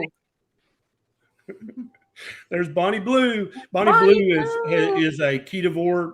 She lives on breast milk and the remnants of meat off my beef and pork ribs. And she loves also scrambled eggs, pickles, and avocado. And what's that other? Bacon. Oh, bacon, man. And deer jerky. She loves deer jerky. Deer jerky. Deer jerky is delicious. So on the crossing of genetics, Ken, you can probably put the right words with this to extend it. On giving the animal innate immunity, it's incredibly important. There's something that it ends up on the outside of the cell, and like when different things invade the cell, it's transported to the surface of the cell, and the cell has to have the right receptor to identify that, and that's where your macrophages or your white cells come and destroy that cell. Right. And the more genetic diversity you have, the more options you have. They said one of the main reasons that disease hit the Native American population as hard as it did wasn't just they didn't have that exposure immunity, that previous immunity, but they didn't have the innate immunity because of this. And I don't remember what that particular thing in the cell is called that does this, but if you only have a very narrow band of that, then you are much more susceptible to viral and bacterial infections. Where if you have a wide variety, you have a lot more ability for your innate immunity to actually do something about it. I'm reading a book right now called 1491. Yeah, everybody should read that book, right? Great book. Yep. It's amazing. And it talks about that and how that's why some of the estimates for the death toll in Native Americans seem ridiculously high. Well, when you look at how narrow that band was of this, there's like three of 4 Native Americans came from one small part of Siberia. Yep. And because of no genetic diversity, when these diseases came in, it just wrecked their ass. And it wasn't just smallpox. It was a ton of different, it was influenza even, just different varieties of that. Yeah, and this matters for humans as well. I'm reading a book right now called She Has Her Mother's Eyes. Can you guys see that? And they're talking about the Habsburgs, which was a royal family back in the day. Mm-hmm. And they were so inbred that they were so weak, both immunologically and genetically and every other single way. And so anytime you can introduce outside genetics while staying true to the breed and also staying true to what your goals are and not introducing disease, that just makes for a more resilient animal, including a human being. And you're exactly right. The innate immune system can be very, very strong innately, or it can be very, very weak. And so a lot of that stuff is inherited. You get it from your mother's breast milk, or you just inherit it genetically, that you're pre-positioned with this additional layers of defense. Yeah. And the more you inbreed, anybody who's ever tried to breed or at least have a purebred dog, like an English bulldog or a Dalmatian, just inherently any purebred animal is gonna have problems. That is not nice, Samantha. That is not a compliment. You can be not nice at times. I'll probably pay for that. Anyway, no, definitely. I was reading that book and it was really interesting. You're talking about the female side too. Like there's these haplogroups. That's how they figured it all out. That there's certain components to your genetics that get handed down only by the female side of the line because men don't contribute to it. I guess the mitochondrial thing or something like that. And they really defined it. There was a very small area that all these people came from and they just got slaughtered. So if it's a person and they're sick, then medicate them and save their life. If it's your sheep, your cow, whatever, and they get sick, and it's not like you're only one, right? Kill that sucker or let it get through it if it can, keep it comfortable or whatever. But why is nature beautiful? Have you ever asked yourself, when you look at nature, right? You go to the Serengeti and you look at a herd of wildebeest and gnus and lions and shit. Everything's beautiful because that which becomes sick and ill dies. It's immediately recycled. It falls over, it gets sick, it dies, right? And with some level of care for the animal and some consummate animal husbandry, we need to replicate that to a level because we You know, I talk about how like people buy chickens and then they act like they have like, I don't know, teacup chickens or something. Like they're gonna like this one chicken's missing a feather. Let's go glue a feather back in or some shit, right? Like if the chicken isn't making it, it's soup. Yes. Right? It's just that simple. Yeah. The only thing I protect my sheep from is predators. That's literally the only thing, because there's no way that they can develop any kind of innate immunity to coyotes or foxes or, you know, the neighbor's dogs. That's the biggest predator. And so my 6-strand high tensile, high jewel electric fence keeps the predators out. Everything else, they're on their own, because what I want to do is make them stronger. I don't want to make them weaker. I don't want to coddle them. I don't want to make them dependent on the pharmaceutical industry like 80% of human beings are. I want them to be completely resilient and able to take care of their own business. I'm going to protect, and that's the bargain. I protect you from predators so you don't get your guts ripped out. And then you provide me with fat and protein and vitamins and minerals. That's the trade-off.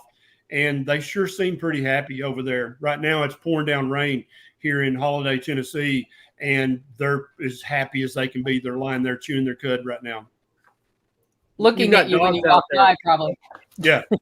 Yeah. And you've got when I dogs go out out to the there. pasture, they don't come running to me. They literally just look at me like, oh, okay. Whereas the average sheep rancher who's, you know, give them all the treats and all that, literally the sheep come running and bang. My sheep just looked at me like, you see, what's he doing? Okay, whatever. And in the winter, I do add one big round bale of hay, and I'll put it up on top of the hill. I take the netting off and I push it down the hill so that it unrolls. And so not only am I feeding the sheep for a week, one bale of hay will feed them, but I'm also, everything that they don't eat goes back and feeds the earthworms and feeds all the microbial life in the soil. So it's actually building the soil, feeding the grass, feeding the sheep, and I get a little workout pushing this, I don't know, 1,800-pound bale of hay down the hill. So it's a win-win for everybody. And you've got dogs out there with them too, right? Yeah, I got a Great Pyrenees boy out there with them. And he basically, him peeing and pooping and barking, that's all it takes to keep the coyotes far away. And in reality, with my level of fencing, I probably don't even need him. But I want the sheep also to be acclimated to having a dog in there, because that way, if they go to a new farm, they're not going to shit their pants because here's some canine running at me. When he says with his level of fencing, he means like if a human touches it, they might have a heart attack and die. Yes. Yes. It's a Ferguson fence. It's insane. It's beyond a Ferguson fence. Yes. Beyond Ferguson. It's terror. It's terrifying to a Ferguson. Nick He's like, Ferguson, I don't want to get anywhere near that thing. Yeah, Nick actually came and toured the farm, and when he saw my fencing and he saw the Energizer, the quote is, "Damn." John needs a guard zebra. He likes all kinds of weird shit. I just saw a video of a lion trying to eat a baby zebra, and the mom zebra comes in and kicks the shit out of the lion. Like guard, I think that's a new thing. That's a business opportunity for 2023. Flock protecting guard zebras. Zebras are easy to get. There's zebras 45 minutes from here. There's one for sale right now. There's a dude back here that has like some weird shit. He has a zebra. He's like less than half a mile walk from my place. Yeah. I've read that. John, why haven't you gotten one? I don't have grass. It's like having a horse. Yeah. Dogs and equines. Yeah. No. And zebras, I've read, are notoriously hard to train and domesticate. That's one of the reasons we've never domesticated them, is because it's virtually impossible. Pretty but assholes. Yeah, exactly. Yeah, that's exactly right. Amanda pipes in. The thing is, like, this is true with like donkeys, horses and stuff. Like, you'll notice like nobody uses dogs to work equines, because a cow will like be like afraid of the dog, and the horse will just kill the fucking dog. Like they don't do that shit. They're like, you know what? Wait a minute, I'm 1,100 pounds. Mm-hmm. No, and they're kind of a terrifying animal. If you've ever seen a really enraged horse, it's pretty horrifying. Yes. It's a new permaculture category, Beyond Ferguson. Beyond Ferguson. I'm going to get him a t-shirt. Beyond Ferguson. It's Beyond Ferguson. Yep. So, John, are you giving your sheep ivermectin or anything, or are you just letting them? What happens? No, we don't. The sheep don't have anything. No.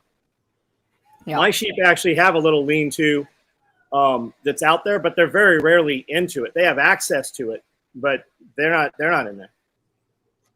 Yeah. Everybody's afraid of your fence now, Ken. Trust me. There will be no invaders. If you wanna come on my farm, don't climb the fence. Find another way, please. And I actually got signs on the Jurassic Park fence. Yeah, the Energizer, the Energizer company sent me a bunch of little plastic signs to hang on the fence. Like, no, Bubba, don't touch this. Trust. It's like we need a picture of somebody like holding it and lit up on the shirt. Holding their heart like Fred Sanford. Yeah, because that's what'll happen. Yeah. You won't be able to let go. I had it turned off the other day, and a couple of the neighbors' dogs had actually got in the pasture. And I'm like, okay, my friends. And I just plugged it back in. And I just stood there and watched them. And one of them touched it with his nose and proceeded to do the "my tail's on fire" run about 7 laps. Like, okay, what am I going to do now? Yeah. And finally took another hit to go under the fence. It got him on the tail as he went through. And I can promise you those neighbor dogs will never be back in there again. He's not coming back. You need one of those signs that says, like, don't touch. Not only will it kill you, it'll hurt the entire time. Yeah. Adam asked about my fence. I'm gonna put up a video about how I did my fencing and the Energizer I use. Our farm channel is OB Farms, Oxford Berry Farms, and so you can find that on YouTube. And I haven't posted there in a while, but I'm going to start doing some more content for the farm channel. Excellent. I'm putting that in the chat so people can see it. Yes, OB Farms. And I've been very lazy about doing farm videos, but it's also been shitty weather here, but it's warmed up, so I'm going to start making some content again. Yeah, that was cold over Christmas. None of us wanted to be outside. Mm-mm. We have like, the outdoor chores that have to happen, and Tactical does a lot of those. He would go out for about 15 minutes and then come back in and sit by the fire. Okay, I'm just poking away at it 15 minutes at a time out there. Absolutely. It was really, really cold. It's the coldest winter we've had in, what was it, John? 30 years, 40 years? Yeah, that's what they're saying. Yeah, it was cold. Winter is not over, guys. Yeah. No. But it was supposed to be a mild winter, but it was not. Yeah, people that didn't have straw or stock take heaters, now's your chance. Go find them wherever you can get them. Yep. They were sold out at the co-op. They're sold out this happens every year. Yep. Like you have had 11 months to go get those. It's like winter happens every year or something. It's crazy. Winter's coming. Did you guys break any records in Texas, Jack? We did not break a temperature record, but we broke the record for the most power consumed in a day, 2 days in a row, and our grid didn't blink. They kind of learned their lesson from 2 years ago, I think. Nice. Oh, get this. I saw an article yesterday about our power grid problems in Tennessee, which the scale of our power grid problems, for those who are interested, is that twice we had rolling blackouts, which were 15 minutes to half an hour at a time, which is basically nothing. That's if you can't deal with that. Your house drops maybe 10 degrees if you have a crappy house and you're using a heat pump, but it's not going to kill you. Yeah. No. I mean, unless maybe you're on some sort of life support system, that's different. We had the brownouts here. So we have just made a decision in Tennessee to add natural gas plants, and part of the reason they couldn't service this higher than ever used electrical use or demand was that some of the natural gas generators went offline because it got too cold. And so now what the marketing is about this is we need to stop putting natural gas plants in and instead use regenerative power systems like wind and solar so that they don't go offline when it's cold. And in addition to that, that will help with global warming. That was the article I read, and I was like, talk to me about freezing wind turbines and how the sun has to actually hit the solar panel. Yeah. And then let's look at this and talk about like the couple of generators that went offline. The most reliable form of power we have for uptime is nuclear. Yeah. The second is natural gas, and the natural gas problem is about using the power that you can make as much as you want with at the natural gas plant to run mitigation to keep valves from freezing. Natural gas doesn't freeze. Not on Earth. If natural gas ever freezes on Earth, all our problems are gone. We're all dead. Natural gas won't freeze on fucking Mars. But the valves will freeze up, and the ability to move the gas where you want it when you want it is what goes to shit. Right? So that's one of the big improvements they made in Texas. The other thing they did is we brought in Bitcoin mining. And like all the Bitcoin miners just went, yeah, we can shut down for 48 hours. Click. Okay, we can go back on now. Click. And you can literally see in the hash rate, you can see a dip right in there. It's not huge, but it's there, right? That was one of the things that stabilized. And they didn't all do it, but they were all like, yeah, let us know. Let us know. But if you want reliable, clean power, the best thing we have is nuclear. And like next generation nuclear, which there's none of in the United States. We've never built. I think the last one we built was in the 70s. Yep. Which is really sad. And I'm hoping for a renaissance in safe nuclear because it's absolutely possible. It's super, super clean. And you don't have to worry if the sun's shining or the wind's blowing. I don't know. Well, I know exactly what the holdup is. We've got some dumbasses at the upper level. But now, let me just say, I'm all for not building them on coastlines where fucking earthquakes happen. I understand that, and in flood zones and shit. But come on, we can figure that out. We put a dude on the moon in '69. We can build a safe nuclear facility today. And if they would build thorium. So the problem with the plants we have now is you can have what they call a meltdown, whether it's all the way or partially, like what happened with Fukushima. But a thorium reactor, it just stops and nothing bad happens. And we've known how to build that forever, but we built all the shitty ones originally because it was just an excuse to develop tech to make nuclear bombs. Yep. The space program was so we could make missiles, and the nuclear program was so we could make bombs. And they sold it to the people that way. Craziness. How'd we get here?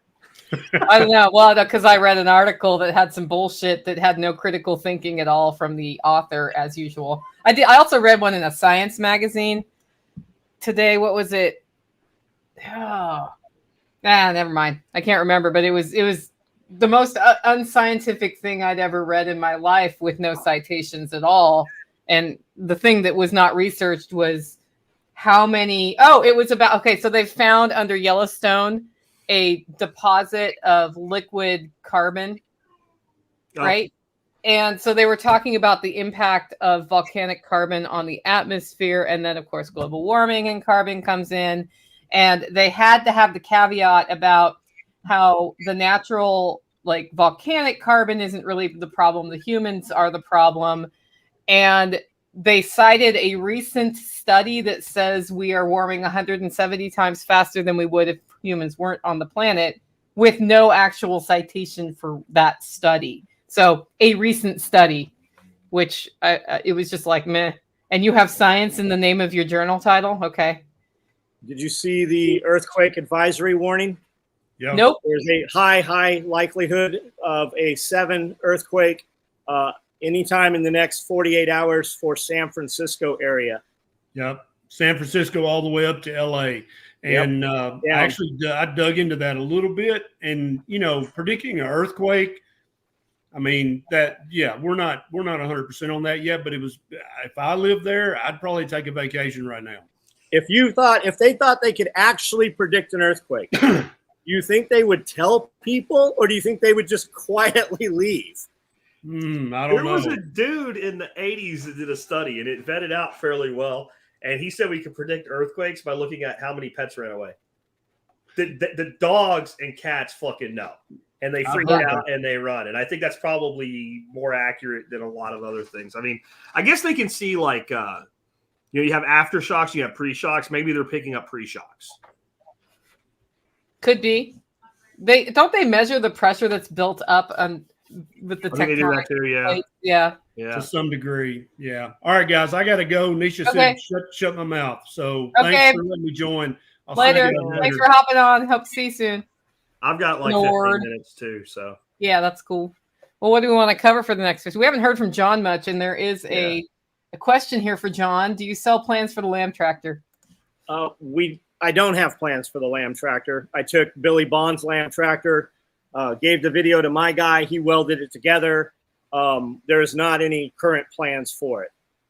There's nothing to it. Just make your dimension, find out what you can get locally dimensionally, and just build it how you want it to be built. How big is yours? 10 by 20. Okay. There you go. Make a 10 by 20 box that keeps lambs in and bad things out. That's what you do. And as a person who has raised both goats and sheep, while sheep can rough up something like a lamb tractor by hitting it with their heads, it's nothing compared to the abuse it will get for goats. So it's, doable to keep them in. Goats climb on roofs, Porsches. I mean, we built it, light. It's made out of angle iron, 1 inch. Okay. And I can push it by myself if I have to. You could definitely make it stronger. And even as light as it is, I generally just take some tubular nylon and girth hitch it around to the ball on the four-wheeler, and I just kind of slowly tow it where I want it. Slow enough that they can move with it. And they probably learn pretty quick. Like, hey, guys, it's time to move. Even birds do that eventually. Like, the first time you move a chicken tractor, you kill one, right? That's the stupid one. And it's pretty soon they're like, oh, it's the human. We're going to new shit, and everybody runs to that side and follow you. The food is better where they move us. Yeah. Any advice you can give for those thinking about giving sheep, John? Have enough. The amount of sheep you think you want is probably too many. We've got 4 sheep. They sheared it completely down. There's nothing out there for them. They've got to go to the back pasture. Just get you 2 sheep and start with it, and make sure you're growing grass. They will eat it down. I mean, we had grass so tall when you walked through it, it was over your head, and none of that shit's there now. Yeah, they will eat more than grass too. They will eat underbrush like a goat. Yeah. A goat will eat some different things, but we cleared forest with the sheep because we had 11 at one time originally. There's a reason cattlemen and sheep herders fucking killed each other not so long ago in the western United States. Boy, a sheep tractor it's a 10 by 20 pin with basically wire hog panels. We use cattle panels, just keeping them in the frame, and we move it twice a day. It just depends on what's there for them to eat and how much you want them to eat. I want them to eat, poop, and move around in there and basically push all that poop in the ground and then move them. And ideally, you're going to bring chickens behind them 3 days behind. That's when your larva is going to hatch. The chickens are going to eat all that, and they're going to scratch that in and super fertilize that. So more important than what's happening today is what it looks like 6 months from now. I'll just add to that. Ben Falk, I don't know if he still does it, but I saw him. I was at his place, and he was running chickens and sheep with electronet coexisting. And he did not have the hair sheep like you do. He had the ones with the wool, which I think is I won't get into that, but I think it doesn't make any sense. But the chickens would get up on the backs of the sheep, and like an insect bird in a National Geo, the chickens were eating shit out of the sheep's hair and wool and pests and stuff like that. And for some reason, he had taken the chickens away from the sheep, and he had done it for like a week, and he had his first sheep ever go down with fly strike as soon as he took the chickens away from the sheep. You probably will never have that because they're not wool. He's in Vermont. It's very wet. You have thick wool. It's a real risk. But, I mean, I didn't know about hair sheep back then. I saw that. I'm like, I don't ever want sheep. It's one of the grossest things I've ever seen in my life. Fly strikes where they get maggots in their skin. Yeah, gross. We sheared the sheep. Way too late in the year to do it, but you had to. And we were pouring some herbal mixture his girlfriend at the time, wife now, came up with, and you would pour it on the area, and you would just see maggots pour out of this animal. He said, I ran them for 5 years, never separated them, and never had that till now.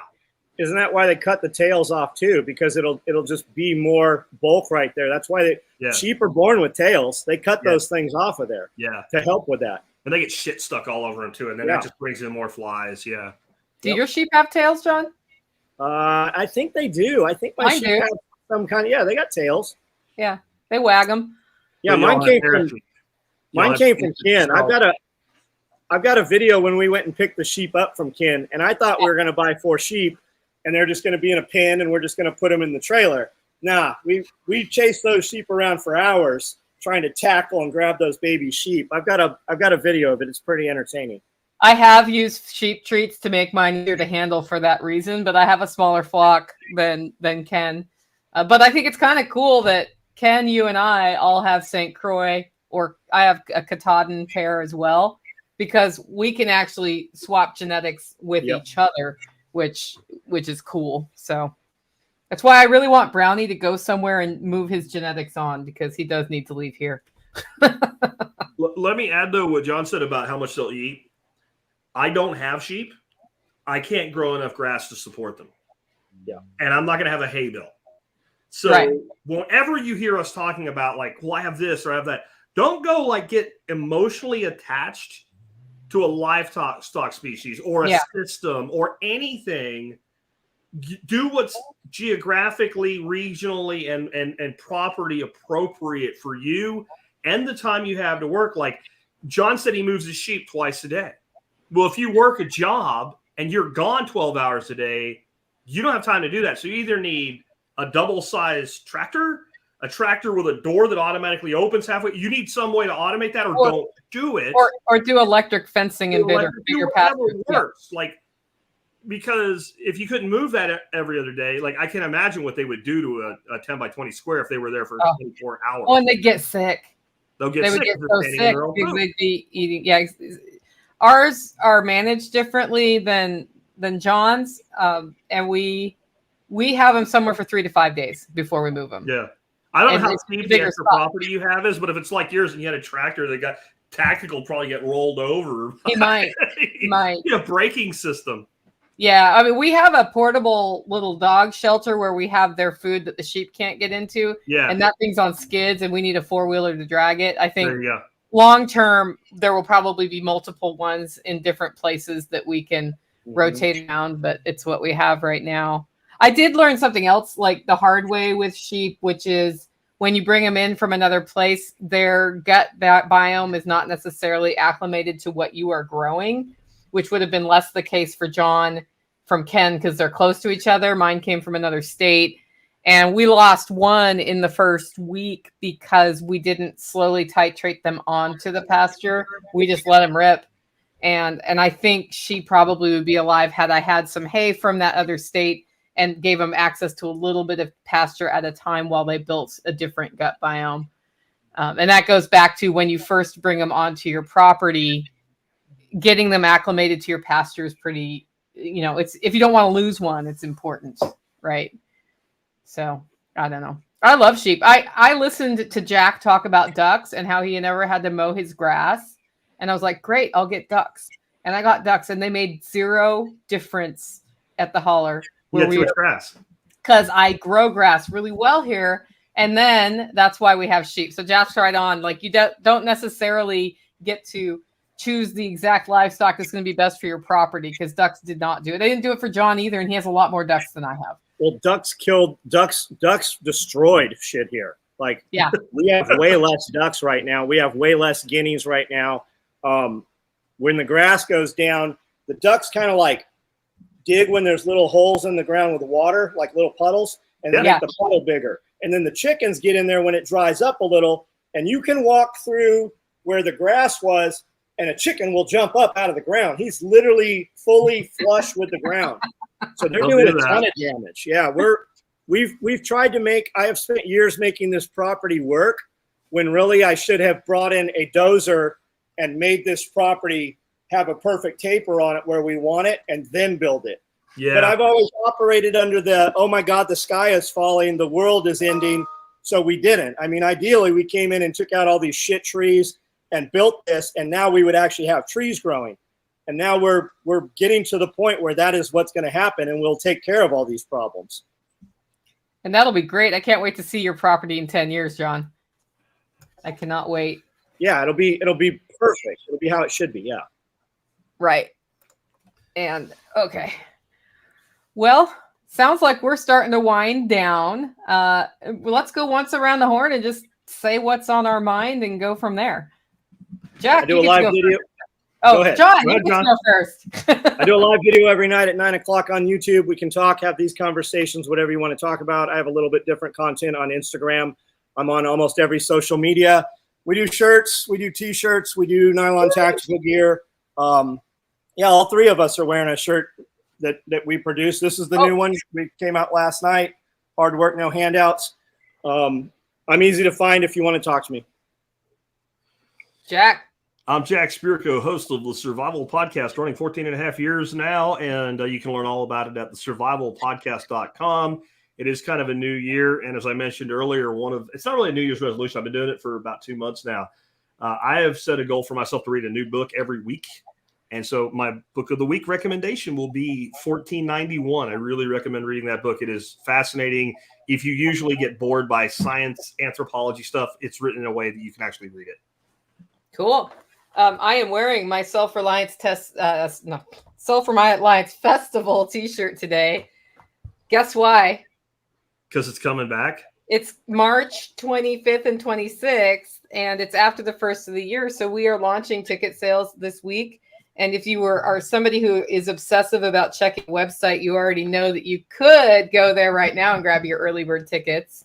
We will be announcing it officially later this week. I have a few ticket categories to add, but I had it up for 10 minutes because it's just as I add tickets, they update on the website and people already started buying them. So I thought I'd better mention that selfreliancefestival.com does have the tickets, and I hope to see folks there. We are going to release applications for speakers. We have some speakers set up already. I'm looking to confirm 2 more before we launch the applications, but it's going to be a great lineup.